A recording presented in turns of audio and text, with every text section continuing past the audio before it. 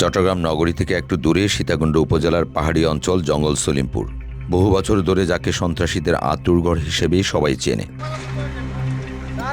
ছিন্নমূল মানুষের আবাসনের কথা বলে এখানকার ৩,১০০ একর পাহাড়ি জায়গা জুড়ে নিজেদের দখল, আধিপত্য ও সন্ত্রাসের বিস্তৃতি ঘটিয়েছে এখানকার চিহ্নিত ২টি সন্ত্রাসী বাহিনী। এ যাবৎকালে যাদের সন্ত্রাসী আক্রমণ থেকে রেহাই পায়নি পুলিশ, র্যাব, প্রশাসন ও সাংবাদিক সহ নানা শ্রেণী পেশার মানুষ।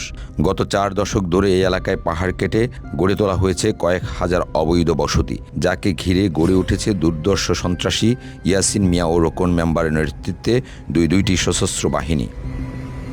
টানা তৃতীয়বার অর্জন করেছে দেশের সেরা সুপার ব্র্যান্ড স্বীকৃতি বসুন্ধরা টিস্যু। সবশেষ সোমবার বিকেলে র্যাব ৭-এর একটি দল ওই এলাকায় অভিযান চালাতে গেলে তাদের উপর সশস্ত্র হামলা চালায় সন্ত্রাসীরা, যেখানে র্যাবের ডিএডি পদমর্যাদার একজন কর্মকর্তা গুলিবিদ্ধ হয়ে নিহত হন। আহত হন আরও ৩ জন।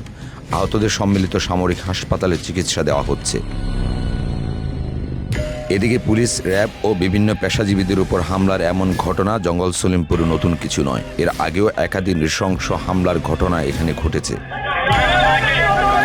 জানা গেছে ২০২৩ সালের ১৪ সেপ্টেম্বর উচ্ছেদ অভিযান শেষে ফেরার পথে তৎকালীন নির্বাহী ম্যাজিস্ট্রেট মোহাম্মদ ওমর ফারুক এবং সীতাকুণ্ড থানার তৎকালীন ওসি তোফায়েল আহমেদ সহ অন্তত ২০ জন আহত হয়েছিলেন।